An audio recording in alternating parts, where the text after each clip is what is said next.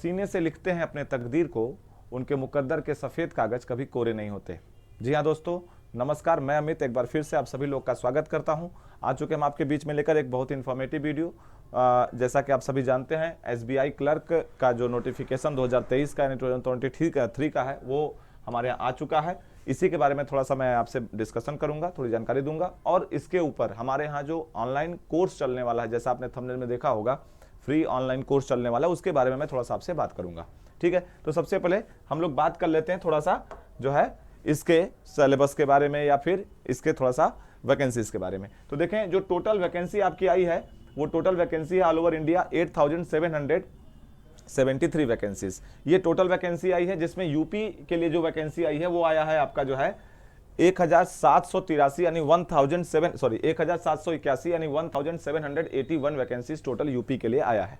ठीक है, तो ये आप जो है फॉर्म जब भरेंगे तो आपसे वहां पर स्टेट पूछेगा, जिसमें अगर आप यूपी से बिलोंग करते तो आप चाहें तो यूपी से भर सकते हैं। साथ ही साथ अगर हम आगे बात करें तो ये जो वैकेंसीज आपको दिख रहा है ना, ये वैकेंसीज जो है के लिए आप जो ऑनलाइन रजिस्ट्रेशन करेंगे वो रजिस्ट्रेशन का डेट भी स्टार्ट हो चुका है, जो कि 17 नवंबर से स्टार्ट हुआ है, और ये 17 नवंबर से लेकर 7 दिसंबर तक जो है अवेलेबल रहेगा। तो आप 17 नवंबर से लेकर, जो कि 17 नवंबर बीत चुका है, 17 नवंबर से लेकर 7 दिसंबर तक ऑनलाइन रजिस्ट्रेशन कर सकते हैं। ये जो आप ऑनलाइन रजिस्ट्रेशन करेंगे, ये ऑनलाइन रजिस्ट्रेशन आप एसबीआई के वेबसाइट पर जाकर भी कर सकते हैं, साथ साथ सरकारी रिजल्ट जैसे वेबसाइट पर भी जाकर कर सकते हैं। आगे अगर बात करें तो इस वैकेंसीज के बारे में एक चीज और मैं आपको बताना चाहूंगा। जो आप देख रहे हैं ये वैकेंसी ईयर वाइज कैसे रहा है, जिसमें आप अगर देखें 2018 में कुल मिलाकर 8301 वैकेंसी आया हुआ था। उसके बाद 2019 में 8593 वैकेंसी, ठीक, 2020 में 7870 वैकेंसी, 2021 में 5454 वैकेंसी, 2022 में 5486 वैकेंसी और 2023 में 8773। तो आप देख रहे हैं कि वैकेंसी अच्छा खासा आया हुआ है। लास्ट 3 ईयर में अगर आप देखें, खासतौर से अगर 2020, 21 और 22 को अगर ध्यान में रखें तो इनसे काफ़ी अच्छा खासा नंबर ऑफ वैकेंसी है। तो आप इस नंबर ऑफ वैकेंसी का जरूर ध्यान रखें, क्योंकि अच्छी खासी वैकेंसी है और इसमें आपके सक्सेस रेट बढ़ जाएंगे, फिर यानी आपके सेलेक्ट होने का चांस बढ़ जाएगा। अगर आपकी प्रिपरेशन अकॉर्डिंगली है तो आप बिल्कुल इसको जो है ट्राई करें। हमें लगता है कि आप अगर थोड़ा सा आउटलाइन सही से देख लें तो आप इजीली सेलेक्ट हो सकते हैं, जिसके लिए हम लोग फ्री में ऑनलाइन कोर्स भी अभी शुरू कर रहे हैं। उसके बारे में थोड़ा सा मैं डिटेल आपको जरूर बताऊंगा। आगे बात करें अगर आप देखें तो इसमें एजुकेशनल क्वालिफिकेशन क्या मांग रहा है, तो सिंपली आप किसी भी स्ट्रीम से अगर यहाँ पर ग्रेजुएट होते हैं तो आप ये फॉर्म भर सकते हैं। इसके लिए कोई स्पेशल डिग्री नहीं चाहिए, न ही कोई परसेंटेज बार है। आप सिंपली ग्रेजुएट हैं अगर तो ये फॉर्म आप भर सकते हैं। एजुकेशनल क्वालिफिकेशन में आप क्या देख रहे हैं, लिखा हुआ ग्रेजुएट इन एनी डिसिप्लिन, किसी भी ट्रेड से, जैसे बीए है, बीकॉम है, बीएससी है, बीटेक है, बीबीए है, बीसीए है, आप बीएससी एग्रीकल्चर है या फिर मास्टर डिग्री है, तो भी आप इस फॉर्म को भर सकते हैं। सिंपली ग्रेजुएट होना चाहिए किसी भी रिकॉग्नाइज यूनिवर्सिटी से। ठीक है, अब कुछ लोग के मन में सवाल होता है कि सर हम लोग अगर अपीयरिंग में हैं तो सर अपीयरिंग वाले ये फॉर्म भर सकते हैं क्या? देखो, अपीयरिंग वाले भी ये फॉर्म भर सकते हैं, बशर्ते जिन लोगों का रिजल्ट 31 दिसंबर 2023 तक आ जाएगा, जिन लोगों का भी रिजल्ट 31 दिसंबर 2023 तक आ जाएगा, वो लोग ये फॉर्म भर सकते हैं। तो आप जिस भी कॉलेज से हैं, अगर उस कॉलेज का आपका थर्ड ईयर का रिजल्ट, आपको अगर ये पता हो कि थर्ड ईयर का रिजल्ट हमारा 31 दिसंबर 2023 तक रिलीज हो जाएगा, उसकी वेबसाइट पर भी अगर रिलीज हो जाए, फिजिकल फॉर्म में ना मिले, वेबसाइट पर भी रिलीज हो जाएगा, तब भी आप ये फॉर्म भर सकते हैं। ठीक है, यानी अपीयरिंग वाले भी जो थर्ड ईयर में इस साल थे वो भर सकते हैं। जो इस साल होंगे, अगर उनका रिजल्ट थर्ड ईयर वालों का, जो कि जैसे बीए, बीकॉम, बीएससी वगैरह कर रहे हैं, 3 साल वाला कोर्स अगर कर रहे हैं, तो 3 साल वाले कोर्स का उनका अपीयरिंग का रिजल्ट अगर 31 दिसंबर 2023 तक अगर रिजल्ट जो है वो उस कॉलेज के वेबसाइट पर भी अगर आ जाएगा, तो भी आप इस फॉर्म को भर सकते हैं। जो 4 साल वाला कोर्स कर रहे हैं, जैसे बीटेक वाले हैं या फिर बीएससी एग्रीकल्चर वाले हैं, उनका जो 4th ईयर का लास्ट सेमेस्टर का अगर रिजल्ट 31 दिसंबर 2023 तक डिक्लेयर हो जाता है कॉलेज की तरफ से, तो वो भी ये फॉर्म भर सकते हैं। ठीक है, अगर नेक्स्ट पर बात करें तो आगे अगर आप देखें इसमें एज क्राइटेरिया क्या रखा गया है, तो इसमें एज क्राइटेरिया है मिनिमम 20 ईयर और मैक्सिमम 28 ईयर, यानी 20 साल कम से कम उम्र होनी चाहिए और 28 साल अधिक से अधिक उम्र होनी चाहिए। अब जरा बात करते हैं, कुछ लोग कहेंगे सर इसको कैसे कैलकुलेट करेंगे। देखिए, मैंने उसके बारे में लिख रखा है। जो कैंडिडेट है उसका जन्म 2 अप्रैल 1995, अगर आप देखें यहाँ 2 अप्रैल 1995 के पहले न हुआ हो और 1 अप्रैल 2003 से के बाद न हुआ हो।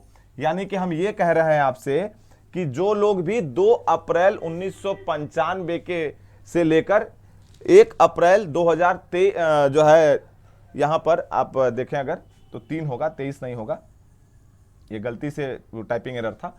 तो 1 अप्रैल 2003 तक के बीच में जितने भी लोग जन्म लिए हैं, ठीक है, वो लोग इस फॉर्म को भरने के लिए एलिजिबल होंगे। यानी कि आप ये कह सकते हैं, जैसे मैंने अभी कहा 2 अप्रैल, ठीक, 1995 से लेकर, ठीक है, 1 अप्रैल 2003 तक के बीच में जितने लोग का बर्थ डेट है उनके डॉक्यूमेंट के आधार पर, तो वो लोग ये फॉर्म भर सकते हैं। ठीक है, तो एज क्राइटेरिया बहुत ही सिंपल है, इसमें आपको अलग से कुछ नहीं सोचना। हाँ, ये जो मैंने आपको बताया है, ये बताया है जनरल कैटेगरी का। अगर आप बात करते हैं कैटेगरी वाइज, जैसे ओबीसी, एससी, एसटी, उसके अलावा ओएच वगैरह यानी पीडब्ल्यूडी, या फिर डाइवोर्सी हो गया, या फिर विडो हो गई, तो इन लोगों का जो एज रिलैक्सेशन है एज पर रूल वही होगा। जैसे ओबीसी का 3 साल होता है, एससी एसटी का 5 ईयर होता है, तो वो एज पर रूल जो गवर्नमेंट नॉर्म्स है उसके अकॉर्डिंग उन्हें इसके बाद एज रिलैक्सेशन मिल जाएगा। ठीक है, आगे बात करते हैं। तो अगर आप देखें जो प्री एग्जाम है, क्योंकि आप जानते हैं एसबीआई क्लर्क में 2 एग्जाम होते हैं, प्री एग्जाम और मेंस एग्जाम, इसमें इंटरव्यू नहीं होता है। ठीक है, तो प्री एग्जाम जो होता है वो प्री एग्जाम में कुल मिलाकर 3 सब्जेक्ट पूछे जाते हैं, जिसमें अगर आप देखें तो एक है आपका मैथ्स, दूसरा है रीजनिंग और तीसरा है इंग्लिश। ठीक है, ये 3 सब्जेक्ट पूछे जाएंगे। इनमें से मैथ्स में कुल मिलाकर 35 नंबर ऑफ क्वेश्चंस आते हैं, 35 मार्क्स के। ठीक है, जबकि इस मैथ के सेक्शन को करने के लिए आपको 20 मिनट का समय मिलता है।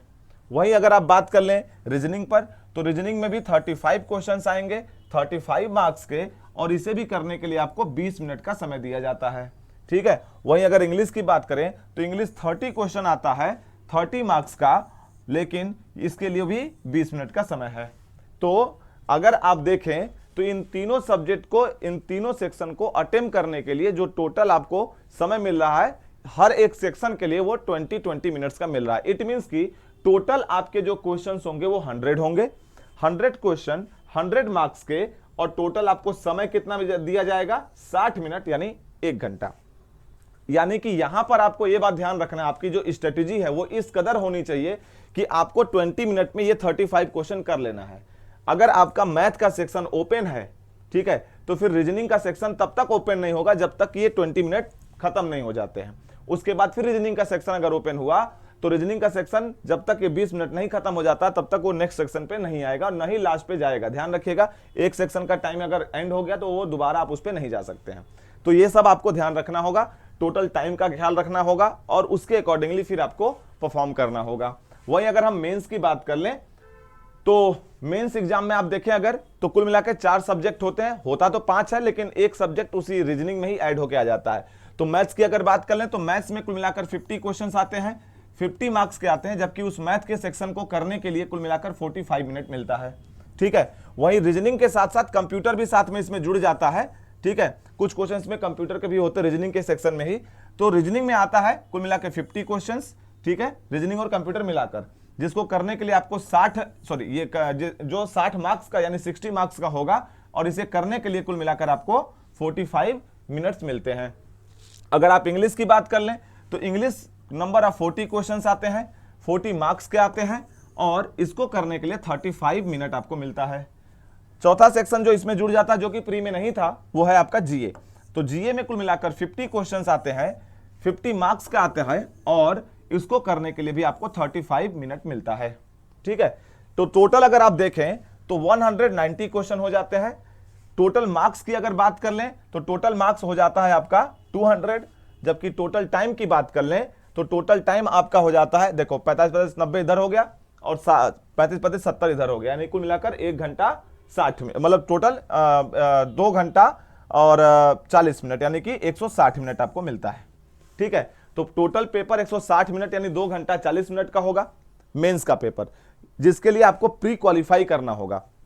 एक बात अब यहां पर ध्यान रखना, ये तो मैंने आपको थोड़ा सा ब्रीफ में बता दिया कि क्या क्या आपके कितने कितने सेक्शन वाइज आते हैं।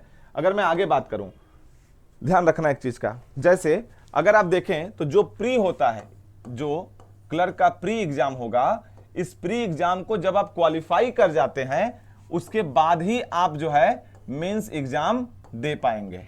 ठीक है, यहां पर एक बात आपको ध्यान में रखना है कि प्री एग्जाम जो होता है वो सिर्फ क्वालिफाइंग नेचर का होता है, इसका मार्क्स आपके मेन मेरिट में नहीं जुड़ता है। जो आपकी मेरिट बनती है वो मेंस एग्जाम से ही बनता है, प्री से कोई मतलब नहीं है, प्री सिर्फ क्वालिफाइंग नेचर का होता है। एक और चीज है जो एसबीआई क्लर्क में जो आईबीपीएस क्लर्क से बिल्कुल अलग है, और वो ये है कि एसबीआई क्लर्क में सेक्शन वाइज कट ऑफ नहीं बनता है, इसमें सिर्फ और सिर्फ एक कट ऑफ बनता ओवरऑल।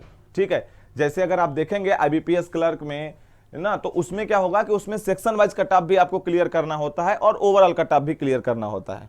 ठीक है, लेकिन आईबीपीएस क्लर्क में ऐसा है, एसबीआई क्लर्क में सेक्शन वाइज कट ऑफ नहीं होता है, सिर्फ और सिर्फ आपको जो है इसमें ओवरऑल कट ऑफ भी क्वालिफाई करना होगा।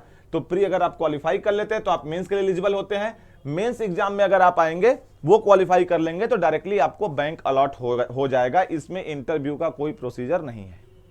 ठीक है, एक बात और इसमें ध्यान रखिएगा, जो इसके एग्जाम का डेट की अगर बात कर लें तो एग्जाम का डेट जो उनके नोटिफिकेशन में दे रखा है अप्रोक्सीमेट मान के चलिए कि जनवरी में इसका प्री का एग्जाम हो जाएगा, उसके बाद 1 महीने बाद फरवरी तक इसका रिजल्ट आ जाएगा और फिर फरवरी के एंड या मार्च तक आपके मेंस का एग्जाम हो जाएगा। ठीक है, तो यही जो इन्होंने बता रखा है। अगर आप देखें क्लर्क की अप्रोक्सीमेट सैलरी की, ठीक है, तो क्लर्क का जो अप्रोक्सीमेट जो सैलरी है अभी की बात करें अगर, तो अप्रोक्सीमेट 35,000 आपको मिल जाता है क्लर्क की इस पोस्ट पर जो एसबीआई ने दे रखा है। ठीक है, अब बात करते हैं, देखो ये तो मैंने वैकेंसीज के बारे में आपको बता दिया है।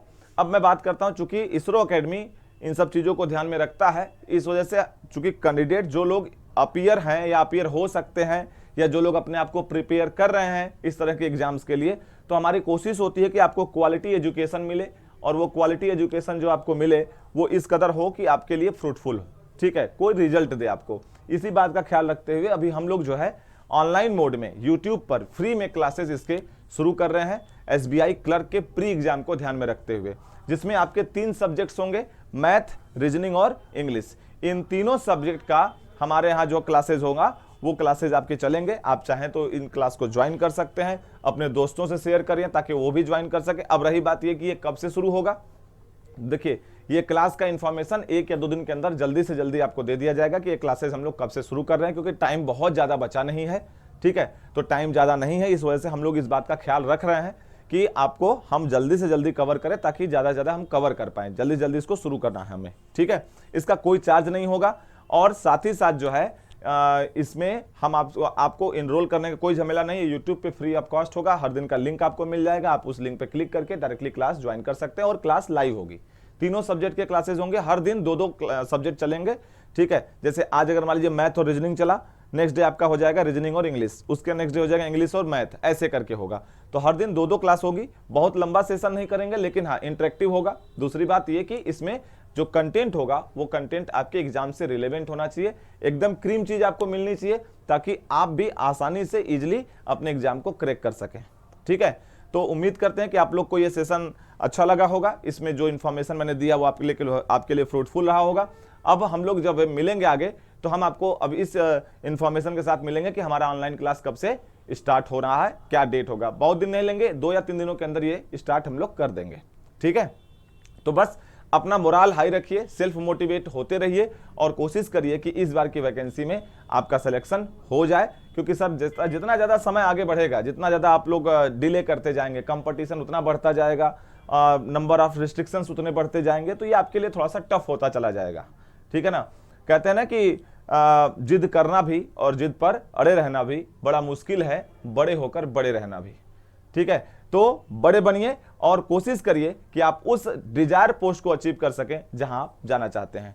ठीक है, सेशन में बने रहने के लिए बहुत बहुत धन्यवाद। उम्मीद करते हैं कि आप लोग के लिए इन्फॉर्मेटिव रहा होगा। मिलते हैं फिर किसी और वीडियो में, तब तक अपना ख्याल रखिएगा। धन्यवाद, जय हिंद।